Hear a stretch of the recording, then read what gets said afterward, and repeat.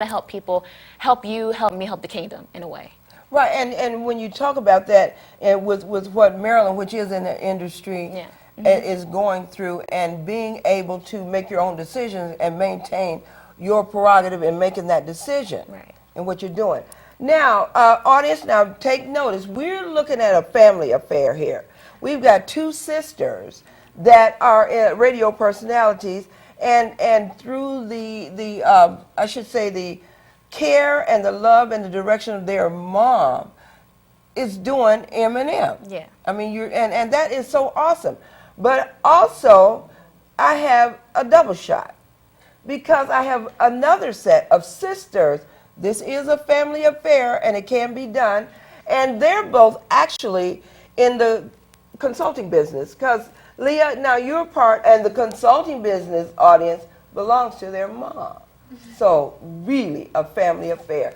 Leah, talk to us about, now, what is your part in Commodore Consulting?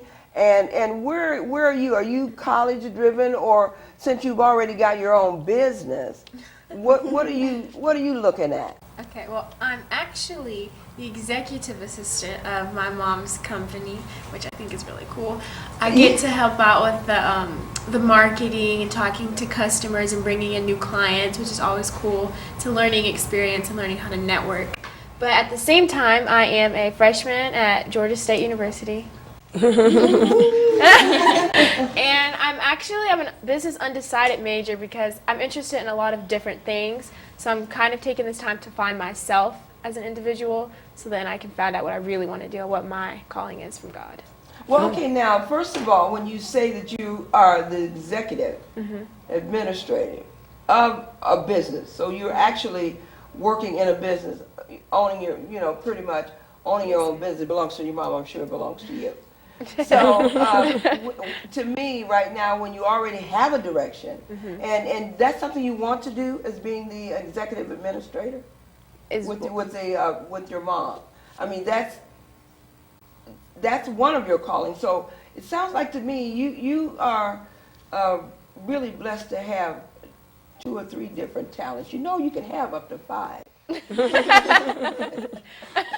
Yes, thank you. I do. I want to stay involved with the family company because it is a family company, so I always want to make sure I'm helping out with that. But at the same time, I'm actually really interested in sports broadcasting. I'm a huge sports fan, so I think it would be really cool to be able to talk about it all day long. Now, as you know, there's not many women involved in the sports industry, so I also want to bring in the women's prerogative to sports and how we view them and our say on them. I love that. See, artists, I tell you, we don't have no slackers on this show, and they're all beautiful young women, and they're not dumb blondes or whatever you call, Anyway, Janisa, yes. with you and your sister working together, like Mia and Misha, as being M&M, now are you well, you're Leah, so are you SNL? We JNL? actually, okay, a long time ago, we used to make these like webisodes, and we called them the Love Jack Show, because L for Leah, Love, and then J, Janisa, Jack, so we called it the Love Jack Show. I don't know, it was funny, it was just us being silly, but We're very vocal. yeah. I see, and that's a wonderful thing. I mean, really, because you have to be able to speak up.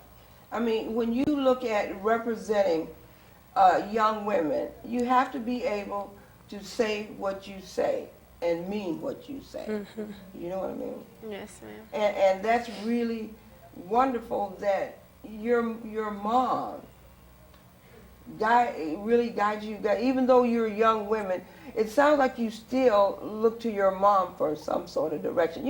There are times when young women get to a certain age and nobody can tell them that because they know it.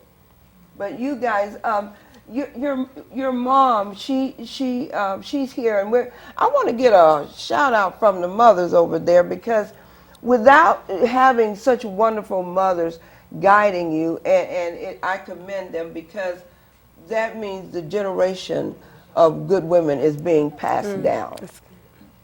And for you, Rakia, ding, ding, ding, ding, I got it. When you listen to young women talk about that and where they what drives them. What do you hear a lot that is always, are they getting it from their mom, or is a lot of them out there on their own? I think a lot of them are on their own. And, but I think, I even have parents come and talk to me and ask me to talk to their children because they may not know how to approach them, may not know what to say, or maybe they have just, they've pushed their children away so the child doesn't feel comfortable talking to their parents about what they want to do or what they, their desires are. And so I think the relationship between child or daughter and mother in some cases can not be so good. Mm-hmm. Well, now I'm going to go to the audience here because we're running out of time, and I certainly want to get the input of the mothers, but also Dr. Scott, when you wrote your book, I want you got your microphone ready, Succeeding Against All Odds. Would you talk to us a couple of minutes about what inspired you to write a book about succeeding against all odds? Because when you're young and you're starting out and you have different, ideas and people coming at you, it sounds like to me, though, the young ladies today pretty much got their vision focused, on a positive note. What do you think about the odds that are against young women, though? I'm a co-author with Sandra Yancey in the book Succeeding Against All Odds. And I definitely will say that because I had such a strong foundation from my parents, that when negativity came in my environment, I was able to surpass it. And the chapter that I have in that book is, like a gladiator, I rise. But what I want to tell these young ladies today, and if I was coaching you, this is what I would say. You guys have something that the majority of young people do not have. And so that you have a responsibility when you are dealing with young people. Number one, you deal with them with non-judgment. Non-judgment is very, very important because what you guys are bringing to the table, they don't have. Mm-hmm. Many of them have dreams and hopes and aspirations, but how many of them have parents that would stand behind them and say, hey, you know what? You don't have to go to college. You can start a radio station, but I will be there to support you. So what our responsibility is to try not to look at someone that says, well, I think college is a safe bet for me because there's no one watching their back. And so you guys need to applaud your parents. And not only applaud your parents, but as my daughter would say, you now have a responsibility and an obligation that what your parents have placed in your hands, you try to hand it over to someone else. Yes, pay it forward. Be, do, have. Pay it forward. Live out who God has called you to be. When this young lady sings, when she gets up to sing not as a Christian, but sing as somebody who loves God. Yeah. There's a difference between being a Christian and loving God. Right. When you go to model and you stand up there and they see the beauty of God shining through you, do it as a young lady who knows who Esther was. Esther never apologized for her beauty. She never apologized for her talent, but she knew who she was. So I applaud them this evening, and more so, I applaud their parents. Yeah. Because parents like these is what propels and keeps legacy and keeps our generation moving higher and higher and higher. The greatness. Oh yes, the greatness. the prerogatives. The prerogative. Yes, and Yes. you hand that mic over to Mother Dear here of M&M. Talk to us. Just give us a quick high five. I love your mother.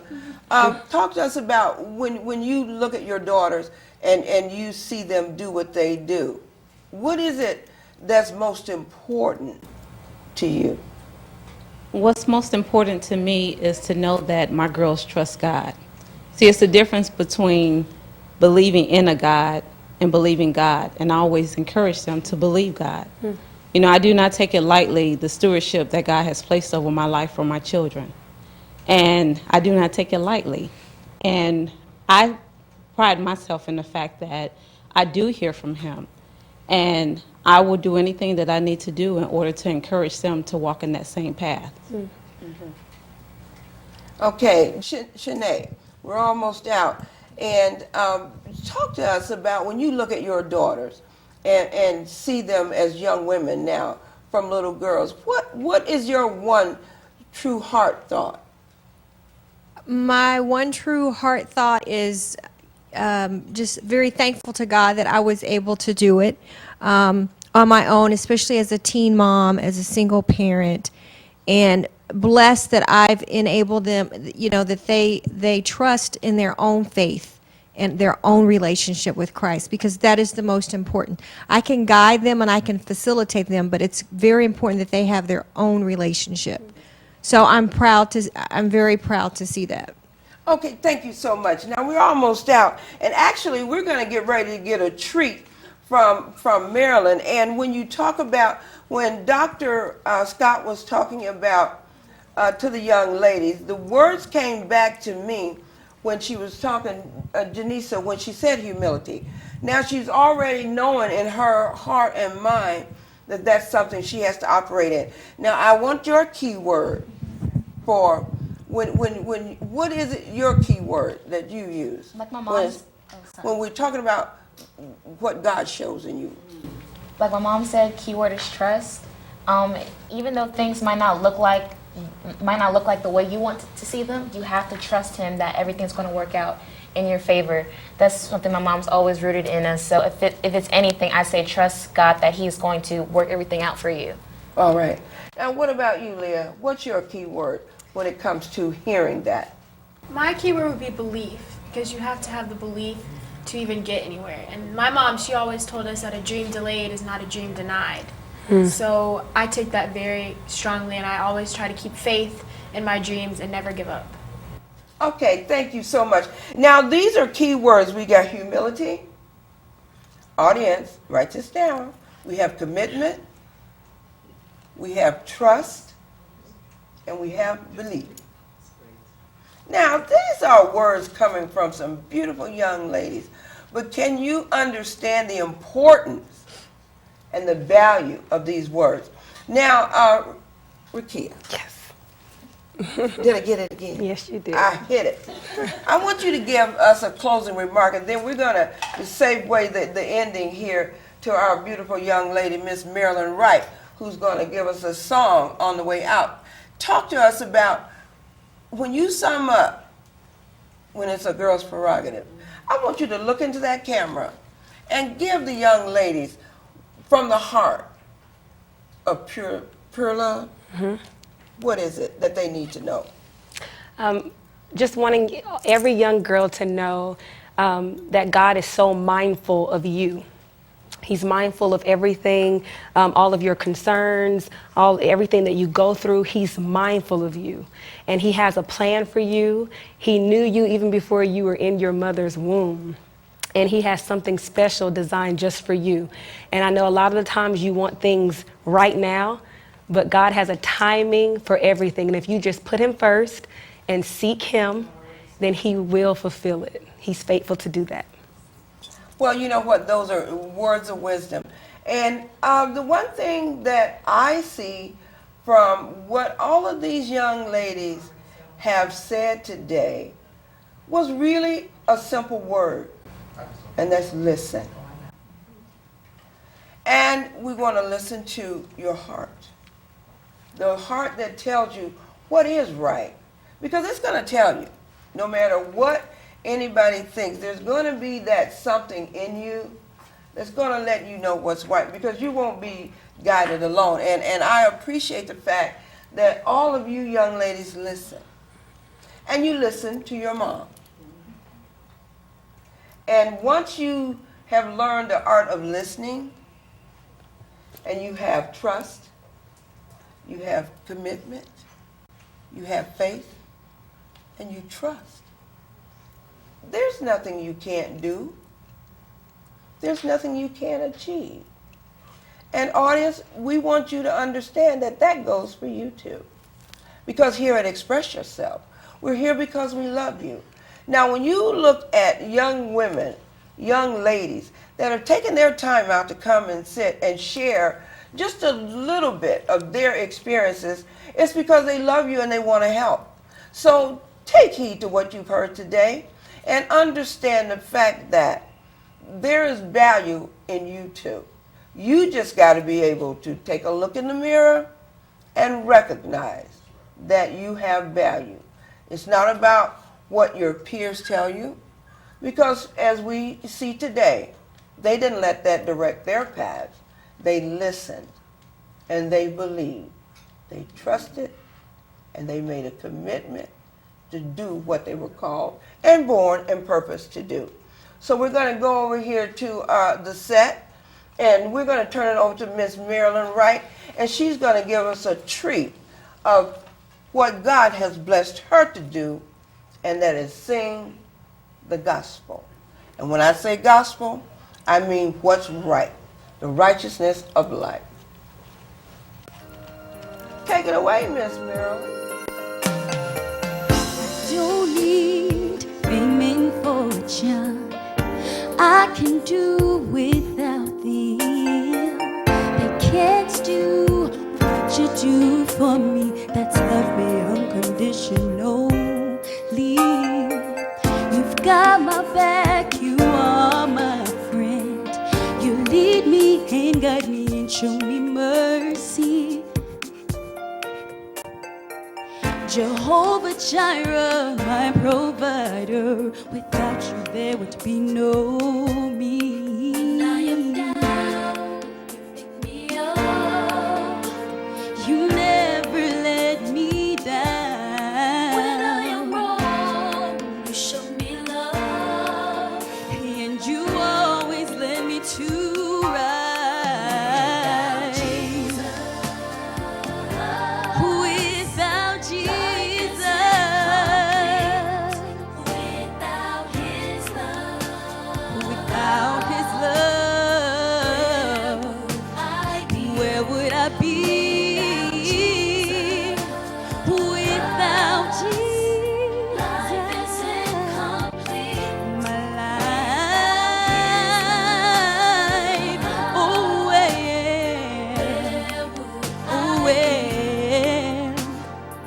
Material things, diamond rings don't mean nothing. You are all I really need. The material things are just temporary, but you, oh Lord, last for eternity. I set my affections on your word and not the standards of this world. All I desire will be added if I just keep you first. When I am down, you never let me down. You change my frown into a smile. You always led me to right. Without Jesus, my life is incomplete. Where would I be without Jesus? Without His love, where would I be? I can't live without your love. I can't live without your grace. I'd be lost without you, Lord. Your favor is all I need. Your mercy is all I need. When people walk out on me, when people turn their backs on me, you're always there for me. You always provide for me. Lord, where would I be? I don't know where I would be. You are my provider, Lord. You are my protector, Lord. It's my desire to please you, Lord. It's my desire. Without you, Jesus,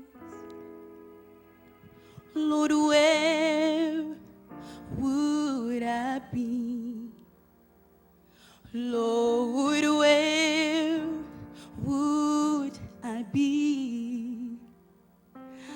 I can't face another day without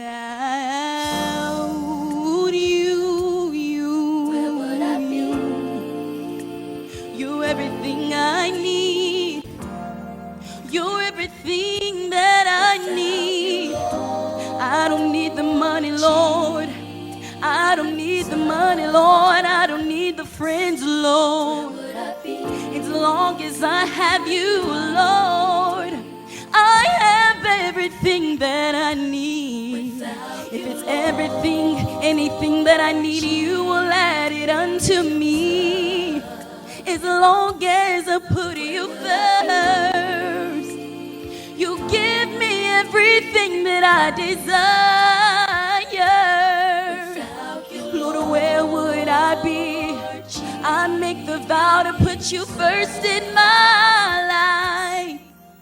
I make the commitment, Lord, that I'll love you with all my life. Without you, with all my heart, with all my soul, I can't live. I can't live without you, Lord. You are my everything. Your mercy is all I need. Oh, you are my King. Where would I be? You are my everything. And I vow to worship you, Lord. Without you, Lord. Oh, yeah, yeah, yeah. Oh, yeah, yeah, yeah.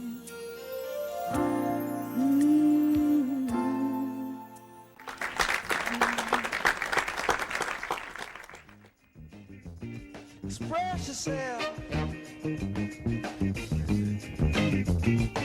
You don't never need help from nobody else.